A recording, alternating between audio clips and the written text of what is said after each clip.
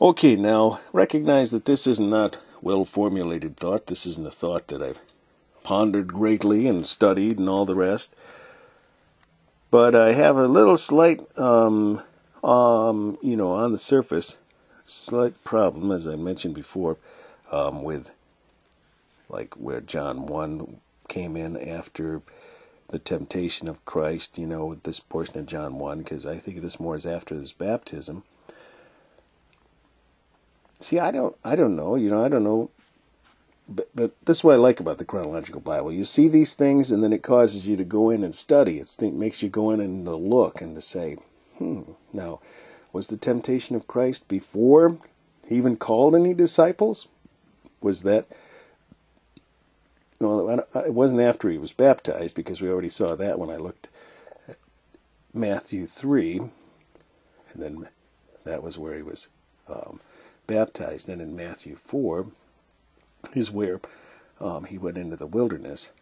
But as far as calling the disciples, did that take place after the temptation or before? Now, it's interesting because John doesn't record that portion of Christ going into the wilderness and being tempted. We read it from Matthew and Mark and also Luke, but no, it wasn't mentioned. It's not mentioned in John. But here's the deal. I always understood that John pretty much covered the last week of his earthly ministry. Didn't really do much with the first 2 years plus. Well, 2 years plus 51 weeks. Of the third year of his ministry. And here's another thing that even seems to allude to the fact that it's skipping a whole year here in the Chronological Bible, where it says here AD 25, and you go over here and what we're going to read next, and it jumps to the next year, AD 26.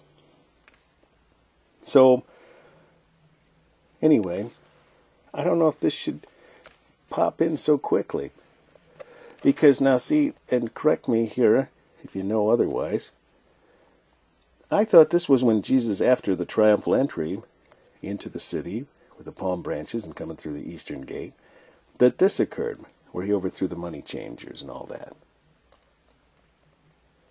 Once again, we'll find out, see if both accounts are here. Maybe they're going to let on to the notion that maybe it happened at 2 different times. Maybe we'll learn that it does. I don't know. So, we'll just carry on. I don't want to become sidetracked with notions of, did this really come at that time and all this?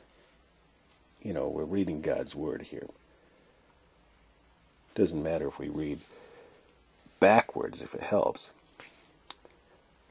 And his disciples remembered that it was written, the zeal of thine house hath eaten me up.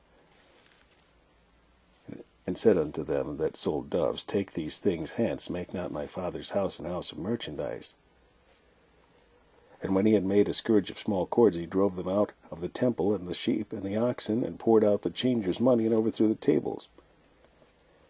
And found in the temple those that sold oxen and sheep and doves, and the changers of money sitting. So it's kind of like getting the backstory by reading it this way. It helps you understand it any better. If the Lord can show you something, then that's a fine way to read the Bible too. I wouldn't suggest reading words backwards. Selbat et. Or tables, the overthrew and... Okay, now we're just getting silly. Okay, we'll carry on next with 8:20.